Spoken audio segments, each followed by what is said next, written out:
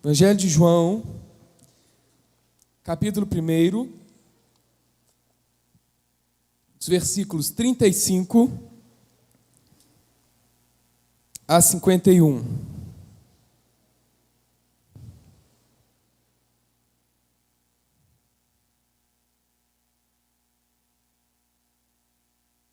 Diz o seguinte: no dia seguinte, João estava ali novamente com 2 dos seus discípulos.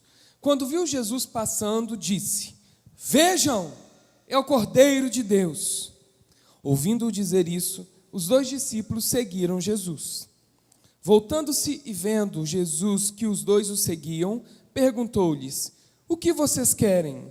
Eles disseram: Rabi, que significa mestre, onde estás hospedado? Respondeu ele: Venham e verão. Então foram por volta das 4 horas da tarde, viram onde ele estava hospedado e passaram com ele aquele dia. André, irmão de Simão Pedro, era um dos 2 que tinham ouvido o que João dissera e que haviam seguido Jesus.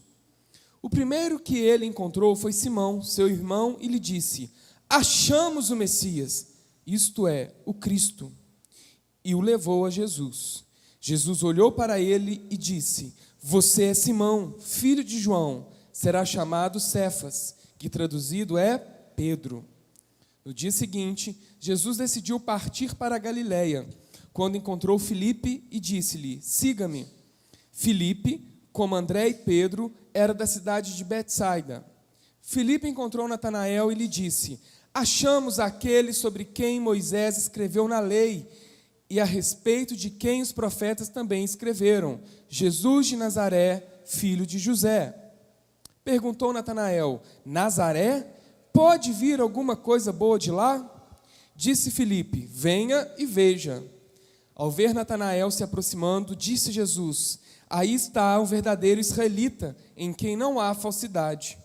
Perguntou Natanael: De onde me conheces? Jesus respondeu: Eu o vi quando você ainda estava debaixo da figueira, antes de Filipe o chamar.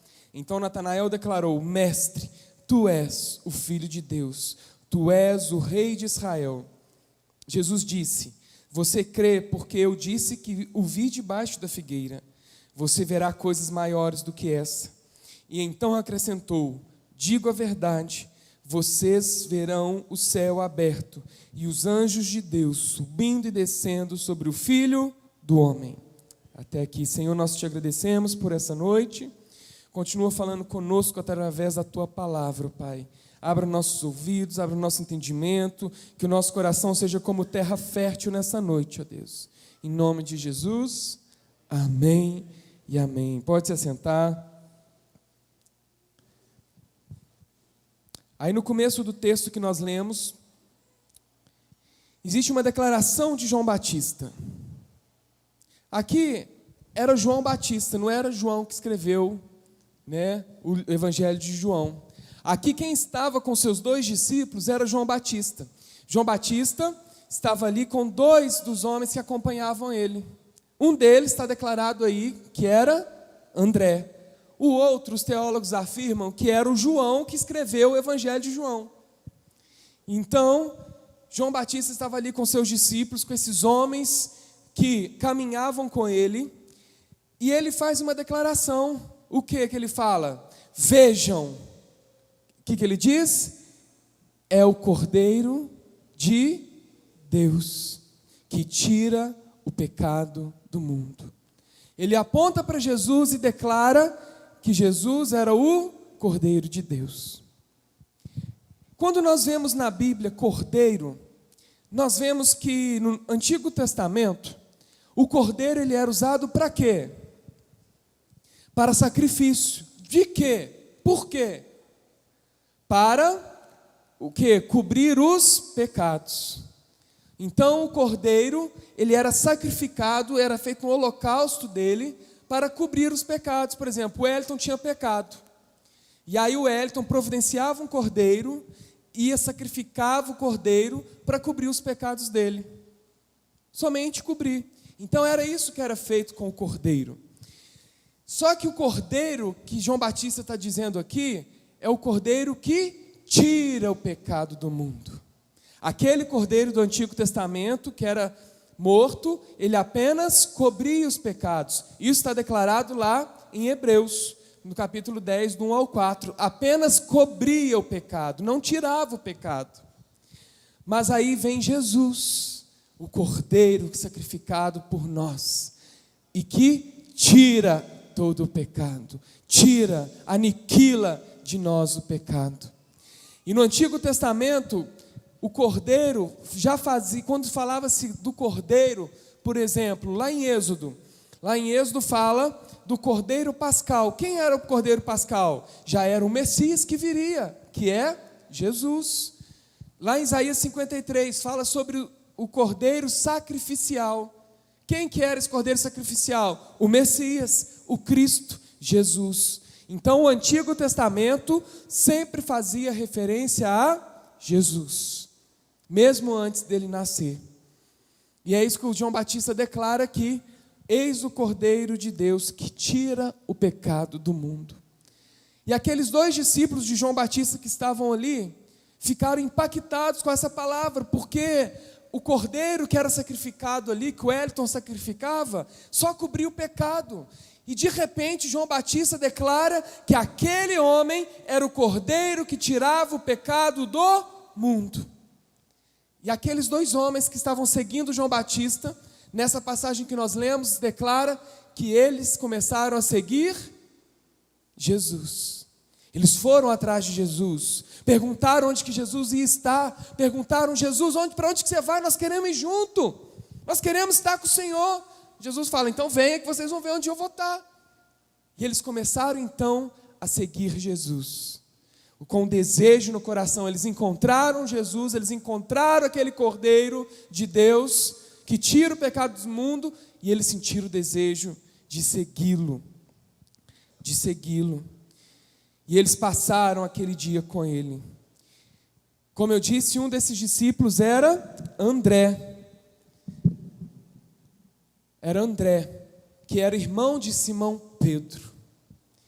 E André, então, no caminho encontrou o seu irmão Pedro. E ele faz uma declaração para Pedro, o seguinte: Pedro, nós achamos o Messias. Nós achamos o Messias. Imagina você, está lá na sua casa, lá na horta da sua casa, capinando a sua casa. Você que é casado, pai de família, e você mete a enxada e acha uma pedra preciosa, um diamante. E glória, quantos recebem aí em nome de Jesus? Amém? Teve um irmão da Getsemane que achou no sítio dele, sabia disso? Alguém já ouviu esse testemunho? Amém? O irmão tinha tido um sonho. Vou abrir um parênteses aqui para contar, para edificar a sua fé, para te encorajar, amém? Ele tinha tido um sonho, que ele chegava no sítio dele e cavucava lá e achava pedras preciosas. Se eu estiver falando errado, vocês me corrigem aí. E aí, ele não entendeu esse sonho, ele foi lá no pastor Jorge Linhares: ô pastor, eu tive esse sonho assim, assim, assado, o que eu faço? Aí sabe o que o pastor falou com ele? Vai lá então e cavuca, você não vai perder nada em lá cavucar, não é? E aí esse irmão foi lá para o sítio dele, cavucou, saiu cavucando e achou uma pedra diferente. E aí ele foi lá no pastor, falou: pastor, achei essa pedra. O pastor fala: vai lá e manda avaliar, ver o que é essa pedra. Quando vê, é uma das pedras mais preciosas que existe. E aquele irmão ficou milionário. Não é isso, pastor? Ficou milionário. Então, às vezes, Deus quer que você cavuque em algum lugar, amém? E aí o irmão comprou até helicóptero. Então, se você comprar helicóptero, me chama para dar um passeio. Quero ver a Serra do Lenheiro, a Serra Tiradentes. Pode me chamar para ir de helicóptero com você, viu? Amém? Então, voltando lá. Então, você está lá na sua casa, cavucou e achou uma pedra preciosa. Qual que vai ser a sua reação? Correr lá para sua esposa e falar: Carol, achei um diamante aqui. Ela já é meu diamante. Nem preciso achar outro, né? Já é meu diamante. Mas eu chego lá: Carol, achei um diamante, uma coisa preciosa. Não é essa a nossa reação quando a gente acha algo especial? Quantos já ficaram felizes em achar R$50 no bolso da calça? A gente dá tanto glória a Deus, né? Até R$2, né? Mas quando é 50, a gente dá pulo de alegria, né? A gente sai no reteté de tanta alegria. Por quê? A gente não está esperando aquilo, mas a gente fica feliz ao encontrar uma coisa preciosa. E eu creio que André, ao encontrar com Pedro, ele teve esse sentimento. Por quê? Porque o Messias, ele era esperado, ele era aguardado ansiosamente naquela nação de Israel. O povo esperava o Messias, o povo esperava o Cordeiro de Deus que tirasse o pecado do mundo, esperava o rei de Israel. E aí André vira para Pedro e fala: nós achamos o Messias, nós encontramos ele. Eu fico imaginando André falando com Pedro ali, com essa alegria, esse entusiasmo de ter achado um diamante. E aí, Pedro foi então caminhando com André até Jesus. E Jesus, a Bíblia declara que ele nos conhece pelo nome. Jesus olha então para Pedro e diz o seguinte: você é Simão, filho de João, e será chamado Cefas. Cefas significa Pedro. Pedro é pedra. Pedra significa o quê? Ser sólido, permanente, constante. Pedro era assim naquele momento? Não. Era totalmente instável, irritado, né? Mas Jesus sabia o que Pedro se tornaria. Jesus olha para Pedro e fala: tu és Simão, filho de João. Jesus olha para nós hoje, para mim e para você, e fala: Jesuel, você é Jesuel, filho de... Não, fala o nome do seu pai. Gerson, tu és Jesuel, filho de Gerson. Está prestando atenção na palavra? Não, né, irmão? Estou brincando. É assim que Jesus nos chama. Jesus nos chama, nos olha nos olhos e fala: tu és Marcos, filho de José Luiz. Tu és Ronaldo, filho de Pedro. Jesus nos chama pelo nome. Pelo nome. Tu és Marcos, filho de Valdomiro. É assim que Jesus nos chama. Tu és Tiago, filho de Domingos. É assim que Jesus nos chama, pelo nome. Jesus nos conhece, Ele te chama pelo nome. Jesus te conhece, te chama para segui-lo. Ele te chama para caminhar com Ele. Quantos creem nisso? Nessa palavra, amém? Jesus nos conhece e nos chama para caminhar com Ele. Deixa o seu dedinho marcado aí na Bíblia, corre lá no Evangelho de Mateus capítulo 4. Depois nós vamos voltar aí no João, deixa marcado aí. Evangelho de Mateus capítulo 4. Vamos lá no versículo 18. Olha o que diz essa palavra. É a mesma passagem, só que em versões diferentes por causa dos relatos dos apóstolos, dos evangelistas, desculpa. Então agora é Mateus relatando essa passagem. Diz assim, versículo 18 do capítulo 4. Andando à beira do mar da Galileia, Jesus viu dois irmãos, Simão, chamado Pedro, e seu irmão André. Eles estavam lançando redes ao mar, pois eram pescadores. E disse Jesus: sigam-me, e eu os farei pescadores de homens. No mesmo instante, eles deixaram suas redes e Jesus então faz um convite para esses dois, para eles o seguirem. Imediatamente eles largam tudo e começam a seguir Jesus, o Rei dos Reis. Eles seguem de forma definitiva, largando tudo para trás, e começam a ser colaboradores de Jesus na obra e no ministério dele. Antes eles pescavam peixes vivos, que morriam ao ser pegos. E agora, como pescadores de homens, eles pescariam peixes mortos. Quem eram peixes mortos? As pessoas afundadas no pecado. E traziam eles para a vida em Cristo Jesus. E Jesus nos chama para exercer esse papel de pescadores de homens, pescadores de homens. Fala assim, erga sua mão direita e fala assim: eu sou pescadores de homens. Eu sou pescador ou pescadora de homem, de mulher. eu tenho uma missão, eu tenho um chamado, eu tenho um propósito de pegar essas pessoas que estão afundadas no pecado e trazê-los para a luz, para o caminho que é Jesus, amém? Essa é a nossa missão, esse é o nosso papel como pescadores de homens que somos. E Jesus quer nos usar para isso, para trazer essas boas novas, para trazer vida àquele que está morto. No versículo 21 diz assim: indo adiante, viu outros 2 irmãos, Tiago, filho de Zebedeu, e João, seu irmão.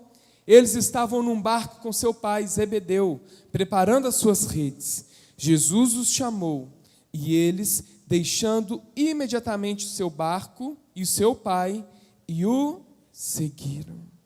Outros 2 irmãos aqui foram chamados por Jesus para segui-lo, Tiago e João. Eles estavam no barco preparando suas redes, e eles viram algo em Jesus. Eles viram a luz de Deus em Jesus e atenderam prontamente aquele chamado. Jesus te chama hoje para segui-lo. O que é seguir alguém? Hoje, nos tempos de redes sociais, é legal a gente falar, né? Se você tem seu Facebook, tem Instagram, o que a gente faz quando a gente segue alguém? Por que a gente segue alguém? Eu tenho alguns seguidores lá. Por que as pessoas me seguiram? Por que as pessoas te seguem? Fala alto aí, gente. Pode falar, vamos participar. Hã? Porque pode ter que tenha algo interessante na sua vida e a pessoa quer acompanhar. Mais o quê? Hã? A pessoa confia em você e quer te seguir. Mais o quê? Você vai dar o seu testemunho para aqueles que te seguem. Mais o quê? Fala alto, irmão. Curiosidade. Sim, curiosidade em descobrir mais, em ver o que aquela pessoa faz, ver onde que aquela pessoa frequenta. Não é assim que a gente faz? Né? Tem gente aí que você pode perguntar: você conhece fulano de tal? Ah, conheço, ele estava sábado em tal lugar, estava no domingo em tal lugar, na terça à noite, às 14 horas, estava assim, assim, assado. Sabe tudo da vida da pessoa, né? Porque é seguidor ali, ó, fiel. Mas Jesus nos chama para segui-lo, e seguir é isso, é acompanhar, é vivenciar aquilo que a pessoa faz, né? É caminhar com ele, é comer com ele, é deitar com ele, é tudo. Então, seguir Jesus não é apenas frequentar uma igreja no culto de domingo, receber uma palavra, receber uma ministração, louvar, cantar com a igreja, ir embora para casa e está tudo normal. Isso não é seguir Jesus. Você está sendo apenas um simpatizante do Evangelho, um simpatizante da religião evangélica. Você sabia que nós somos no Brasil 210 milhões de habitantes? Você sabia disso? Somos 210 milhões de habitantes. E nós, evangélicos, vamos falar assim, religiosos, a religião evangélica hoje, até o final do ano, estima-se que seremos 80 milhões no Brasil. Quase a metade. Mas quantos desses são seguidores de Jesus? Nós temos que fazer a diferença. Nós temos que ser genuinamente seguidores de Jesus. Fala assim: eu preciso ser seguidor de Jesus, caminhar com Ele todos os dias da minha vida. É isso que nós precisamos fazer. É para isso que Jesus nos chamou, para segui-lo. E segui-lo é ter relacionamento com Ele, é conhecê-lo. Não apenas ser um simpatizante, um crente domingueiro, amém? E é assim que Jesus quer nos ver, tendo relacionamento com Ele. Vamos voltar lá para João, que eu falei para você não fechar, né? João 1. Volta lá, versículo 43. Versículo 43. Diz o seguinte: no dia seguinte, Jesus decidiu partir para a Galiléia, quando encontrou Filipe e disse-lhe: siga-me. Filipe, como André e Pedro, era da cidade de Betsaida. Filipe encontrou Natanael e lhe disse: achamos aquele sobre quem Moisés escreveu na lei e a respeito de quem os profetas também escreveram, Jesus de Nazaré, filho de José. Aqui eu apenas li, mas eu não sou do teatro não, mas eu creio que a reação de Filipe aqui ao falar com Natanael devia ser assim: Filipe, meu filho de Deus, você não sabe, nós achamos aquele que Moisés falava na lei, aquele que os profetas falavam lá, nós achamos ele, vamos com a gente para você conhecê-lo. O entusiasmo dele deveria ser grande ali naquele momento, porque o Messias ele era aguardado por aquele povo. E aí Natanael, ele faz uma declaração, aí no versículo 46, perguntou Natanael: Nazaré, pode alguma coisa boa vir de lá? Por que isso? Porque Nazaré era uma cidadezinha pequenininha, no meio do nada, uma cidade desprezada, uma cidade sem importância política nem econômica naquela região. Não que eu esteja falando isso, mas vamos pegar um exemplo aqui de uma cidadezinha que eu dei esse exemplo de manhã. Eu vou falar porque a minha avó era de lá, amém? Não é preconceito não, viu, irmãos? Só para ilustrar. A cidadezinha, o vilarejo do Caburu. Quem já foi lá no Caburu? Alguns irmãos já foram lá. Lá tem o quê? Tem um campo com uma igreja, pelo menos a última vez que eu fui, que tem muitos anos. E umas 2 ou 3 ruas que vão assim em volta daquela praça. Aí nós estamos aqui, e aí a Luísa vira e fala assim para mim: Pastor Diego, o próximo presidente do Brasil, agora em 2022, vai vir lá do Caburu. O que eu vou falar para ela? Doidou? Pode um presidente sair lá do Caburu? Era uma coisa improvável, não é? Hoje, para nós olhar e falar que em 2022 um presidente, pode vir um presidente lá, viu? Em nome de Jesus. Mas preferimos que saia daqui de São João del Rei. Mas pode vir alguém de lá. Mas é improvável, não é? Para a próxima eleição. Foi assim que Natanael reagiu. Nazaré, o Messias, lá de Nazaré, o que vai nos salvar de Nazaré. E ele fala: é de Nazaré. Jesus, o Messias, o Cristo. Vamos lá que eu vou te apresentar ele, vamos lá. E aí, Natanael então vai ao encontro de Jesus. Vai ao encontro de Jesus. E a Bíblia declara que Jesus, ao ver Natanael, se aproxima dele e diz: aí está um verdadeiro israelita em quem não há falsidade. Qual que foi a reação de Natanael? Da onde que você me conhece? Não é isso que está escrito aí? Está escrito. Ele não falou: uai, da onde que você me conhece? Não, foi um espanto. Uai, mas da onde que você me conhece? E aí Jesus fala uma coisa interessante. Jesus declara assim: eu vi quando você ainda estava debaixo da figueira, antes de Filipe o chamar. Eu já li isso aqui milhões de vezes e nunca tinha percebido uma coisa. Alguém sabe essa questão de debaixo da figueira? Isso. Naquele tempo, a figueira é do figo mesmo, dá uma folha larga, não dá? Dá uma folha larga. E ela produz, por ter folhas largas, uma sombra muito boa. Então, o povo de Israel tinha o costume de ir para debaixo da figueira, porque tinha uma sombra agradável, e eles iam para lá para meditar nas coisas do Senhor, para orar, para tirar um tempo com Deus. Então, essa figueira, essa expressão, eu te vi debaixo da figueira, é por isso. Era um momento em que Natanael estava com Deus, e Jesus o viu ali. Jesus vê cada momento que nós estamos com Deus. Essa palavra traz essa revelação para nós. Jesus nos vê debaixo da figueira. Aqui em São João del Rei tem muita mangueira, O que dá sombra boa aqui é mangueira, Quando eu era criança, meu avô tinha um sítio e a gente ia, naquele calorão, a gente sentava debaixo da mangueira, colocava uma toalha ali, fazia um piquenique debaixo da mangueira, que era uma sombra boa. Era ali que o povo se encontrava com o Senhor, que meditava na palavra dele, e que orava, que buscava. E Jesus então declara: Natanael, eu te vi naquele momento. E Jesus fala para nós: Maria, eu te vi lá no seu quarto. Targino, eu te vi nessa madrugada, quando você estava orando.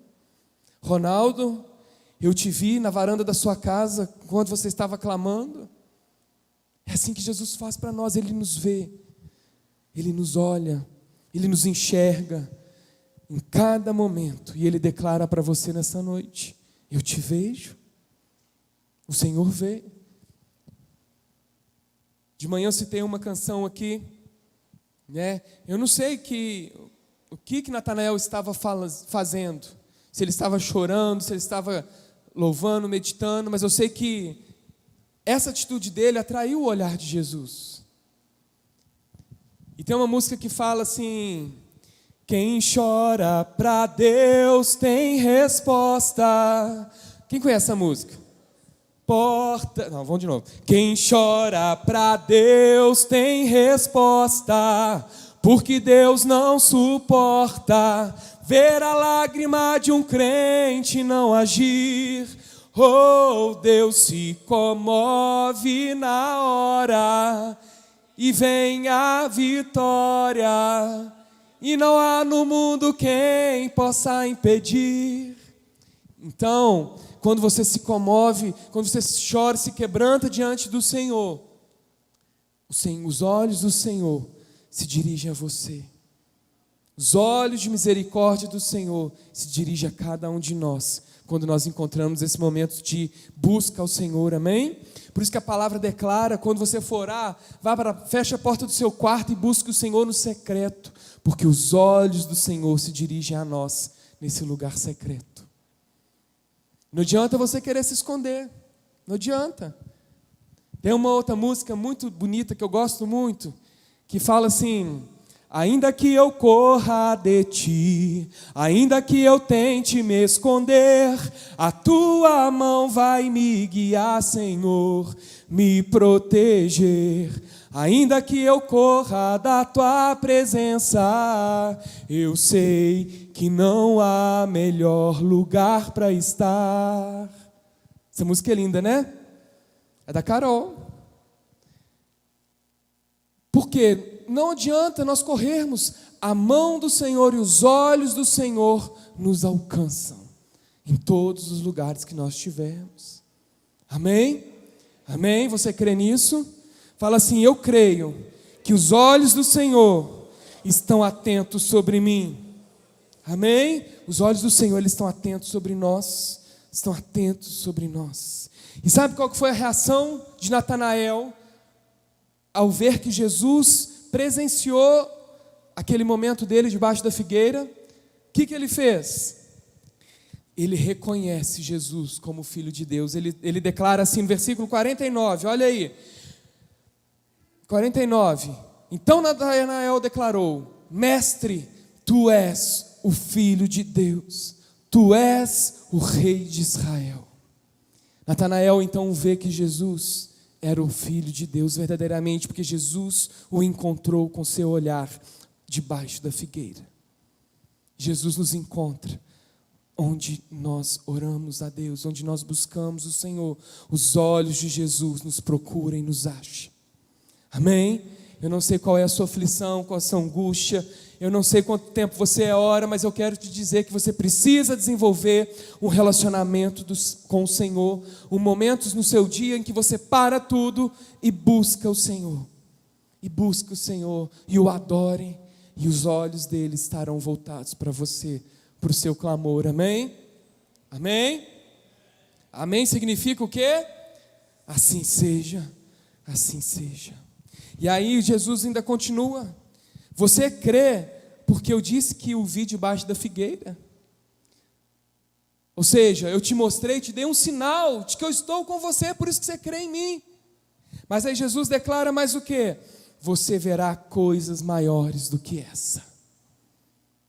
Jesus fala para nós: nós provaremos e veremos coisas maiores do que essa. Milagres. nós veremos milagres, né? A Sara falou, a pastora Carolina falou também. Nós tivemos no evento no final de semana passado em São Paulo, né, o Descende, que é o envio. E foram 12 horas de adoração ao Senhor. Então começou às 10 da manhã e terminou às 10 da noite, sem intervalo. Um dia, quem sabe, a gente faz um desse aqui na igreja, né? Oh, que benção. Quantos são corajosos aí para ficar 12 horas aqui? Amém?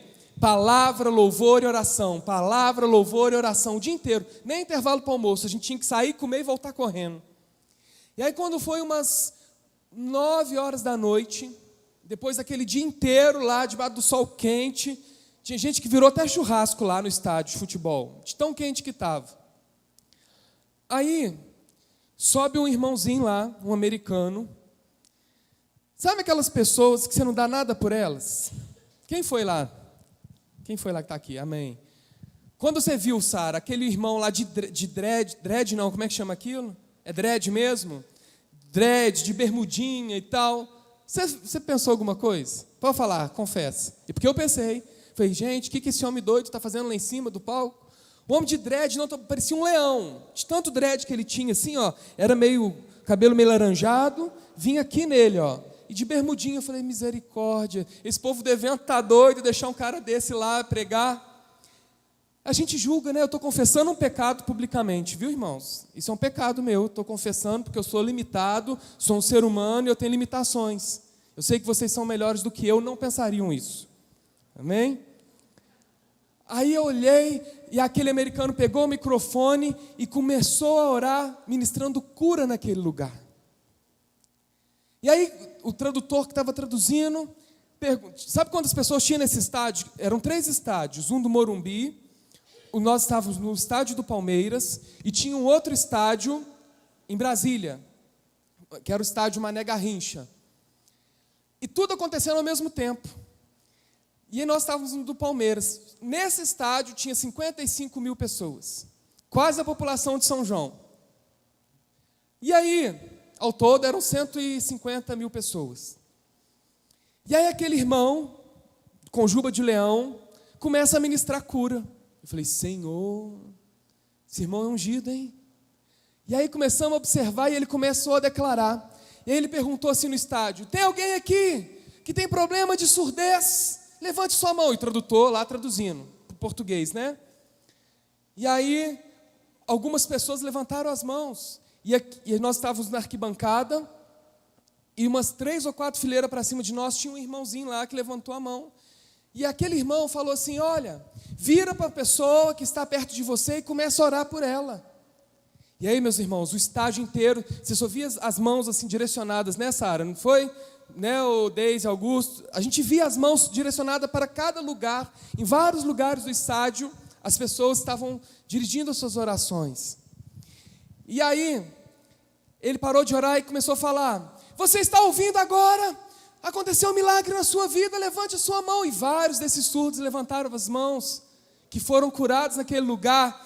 E aí, você já viu aqueles desenhos da Disney de formiga, que aí tem festa no formigueiro e todo mundo começa a fazer assim e tal, parece até não sei, mas é uma coisa assim, não tem explicação o que aconteceu naquele lugar.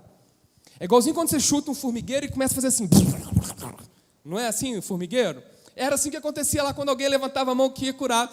O povo que estava em volta começava assim, ó, gritando, aí o estádio inteiro gritava junto.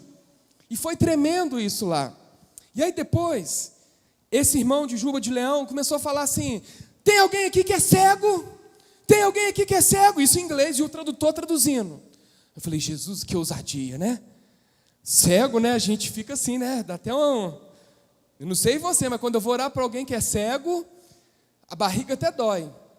Mas nós não podemos ser assim, nós temos que crer no poder do Senhor, porque não é por nós, não é para aquele irmão de juba de leão, é por quem? É por Ele. É Ele quem quer fazer. E aí aquele irmão, aí as pessoas levantaram a mão, eu sei que tinha uns 15, assim, a gente via assim que o estádio, eu olhei assim, ó, a gente via o estádio todo, uns 15, pelo menos uns 10 foram curados de cegueira naquele lugar. E aí esse irmão continuou, o irmão Juba de Leão. Falei, gente, esse cara é muito ousado, que ousadia, Senhor, o Senhor não olha mesmo o vaso, né? Aí aquele irmão falou assim, você que já tentou suicídio, já cortou os pulsos, você que já usou droga e tem marcas no seu corpo, cicatrizes, eu vou orar e vou ordenar que essas marcas saiam do seu corpo. Levante a mão quem tem marca no corpo por causa de suicídio e droga. E as pessoas levantaram as mãos. Muita gente, até mais do que quem era cego, do que quem era surdo. Muitas pessoas levantaram as mãos. E ele começou a orar para que aquelas marcas saíssem do corpo das pessoas. Falei, meu Deus, eu sou um homem de pequena fé. E aí ele perguntou no final, olha agora no seu corpo, vê se as marcas saíram. E aí você via aquela festa do formigueiro, né? O pessoal gritando, pulando, que tinham saído as marcas dos corpos das pessoas. Mas o mais impactante para mim foi que de manhã, na hora que nós chegamos, nós estávamos na arquibancada do meio, que lá tinha o campo, a arquibancada de baixo, a arquibancada do meio e uma no terceiro andar. E quando nós chegamos de manhã, nós ficamos ali, Marcília, o pessoal ficou junto ali, o Adeis, o Augusto. Eu não sei se eles repararam, mas logo embaixo assim, tinha uma mulher numa cadeira de roda. Cadeira de rodas. E aquela mulher ficou lá o dia inteiro, tomando sol, torrando lá, e os familiares perto, assim do lado direito, meu lado direito. E aquele irmão, Juba de Leão, de Tererê, de Rastafari, falou assim, tem algum paralítico nesse estádio? Falei, pronto, Senhor. Falei, Deus do céu. E a Carol tinha saído nessa hora. Tinha ido no banheiro, perdeu. Foi no começo isso, né? Da cadeira de rodas. Aí, ele falou assim, tem algum paralítico? E aí, onde essa mulher estava, o pessoal levantou a mão. E também, do outro lado do campo, mais um grupo levantou a mão que tinha uma pessoa lá. E lá atrás tinham 3 paralíticos dentro daquele campo. 3 paralíticos. E eu falei, Senhor, o que esse irmão vai arrumar agora? Eu quero ver. E ele começou a ministrar, levanta e anda em nome de Jesus. Na autoridade do nome de Jesus, levanta e anda. Meus irmãos, e o estádio inteiro orando por essas 3 pessoas. E eu olhei para aquela mulher assim, comecei a procurar ela, que já estava de noite, já estava escuro, eu já não via ela mais com tanta facilidade. Mas aí eu consegui achar ela lá no meio da multidão, com os parentes dela, e eu vi aquela mulher pondo a mão no braço assim da cadeira, e fazendo só assim. E todo mundo que estava em volta dela fazia assim, ó. A gente via assim, né? Naquela multidão, o povo gritando para ela levantar. E aí ela parou de fazer não. E ela continuou ali firme, firme, firme. Quando vê, aquela mulher levantou daquela cadeira de rodas. Aquela mulher levantou da cadeira de rodas e começou a andar. Pelo poder que há no nome de Jesus. Pelo poder que há no nome de Jesus. E aí o estádio inteiro começou, eu chorava, parecia uma torneira aberta. E eu falava assim, eu nunca tinha presenciado um paralítico andar. Alguém aqui já presenciou? Não? Quem estava lá presenciou, né? E aí o estádio inteiro começou a gritar, chorar, falar em línguas. Mas tinha mais 2. E aí quando vê, ele continuou a orar. Ainda não levantou não? E começou a ministrar a cura, que Jesus era aquele que curava e tal e tal. Quando vê, a gente só vê assim de longe uma cadeira de rodas sendo levantada. Porque o homem que estava naquela cadeira de rodas também levantou e andou para a honra e glória do nome de Jesus, amém? Esse é o Deus que nós servimos, essas são as maravilhas que Ele falou que nós veríamos, coisas maiores vocês verão e farão em meu nome. Esse é o Deus que nós servimos, um Deus que cura, um Deus que liberta, um Deus que salva. E é isso que Jesus declara para Natanael. Meu filho, você está achando muito ter te visto debaixo da figueira? Coisas maiores vocês verão, você verá. E é para isso que Deus nos chama. Para orar pelos enfermos, para levar a mensagem de boas novas, de esperança. milagres e maravilhas, a glória de Cristo na vinda do Filho do Homem. Vamos abrir lá em Daniel, no livro de Daniel, capítulo 7, versículos 13 a 14. Não precisa abrir lá não, vou ler aqui, ó. Põe aí para nós, fazendo um favor. Daniel 7, versículo 13 e 14, não é isso? Isso. Diz assim: na minha visão, à noite, vi alguém semelhante a um filho de homem, vindo com as nuvens dos céus. Ele se aproximou do ancião e foi conduzido à sua presença. A ele foram dados autoridade, glória e reino. Todos os povos, nações e homens de todas as línguas o adoraram. Seu domínio é um domínio eterno, que não acabará, e o seu reino jamais será destruído. O reino de Jesus jamais terá fim, jamais terá fim. Filósofos estudiosos podem falar contra a Bíblia, podem falar contra Jesus, mas a palavra dele permanece viva. Jesus continua fazendo milagres hoje. Jesus restaura casamentos, restaura a saúde, cura os enfermos, e não há nada que esses estudiosos possam fazer que parem a obra de Jesus nessa terra. Sabe por quê? Porque o reino dele jamais será destruído. Certo filósofo um dia falou o seguinte, como que ele chama, amor? Voltaire. Voltaire falou, que era um grande filósofo: eu não dou 100 anos para que a Bíblia suma e todo mundo esqueça essa história de Jesus e de Deus. O que foi? Que a fé cristã morreria com a Bíblia em 100 anos. Carol e eu estivemos no túmulo dele lá em Paris. E eu falei: bem feito, seu bobão. Jesus continua firme, a palavra dele continua firme. Né? Nós glorificamos o Senhor na frente do túmulo dele. Você está aí, ó, apodrecendo. Mas meu Jesus vive e está reinando e reinará eternamente. Amém? E aí quando fez 100 anos da morte dele, que ele falou que a Bíblia e a fé cristã acabaria, a Sociedade Bíblica de Genebra, né? A Sociedade Bíblica de Genebra comprou a casa dele, lá onde que ele fazia a imprensa dele, que ele tinha um maquinário de imprensa, que ele publicava os livros e os pensamentos dele. Comprou e começou a fazer Bíblia lá na casa dele. Ó, Deus ainda sapateia na cabeça do inimigo, né? Oh, Deus grandão. Esse é o Deus que nós servimos. Por quê? O reino dele jamais será destruído. Vamos abrir lá em Apocalipse, o último livro da Bíblia. Apocalipse, capítulo 1. Esse eu quero que vocês abram aí. Nós vamos ler do 5 ao 8. A visão de João contando aqui o que ele viu. Eu não vou ler tudo não, só um pedaço para vocês entenderem o que ele fala de Jesus. Quem é esse Jesus Cristo? Apocalipse, capítulo 1, do versículo 5 ao 8, diz assim: e de Jesus Cristo, que é testemunha fiel, o primogênito dentre os mortos e o soberano dos reis da terra. Ele nos ama e nos libertou dos nossos pecados por meio do seu sangue. E nos constituiu reino e sacerdotes para servir a seu Deus e Pai. A ele sejam glória e poder para todos sempre. Amém. Eis que ele vem com as nuvens, e todo o olho verá, até mesmo aqueles que o traspassaram, e todos os povos da terra se lamentarão por causa dele. Assim será. Amém. Eu sou o Alfa e o Ômega, diz o Senhor Deus, o que é, o que era e o que há de vir, o Todo-Poderoso. Amém? É esse Deus que nós servimos, é esse Deus, é Ele que nos ama.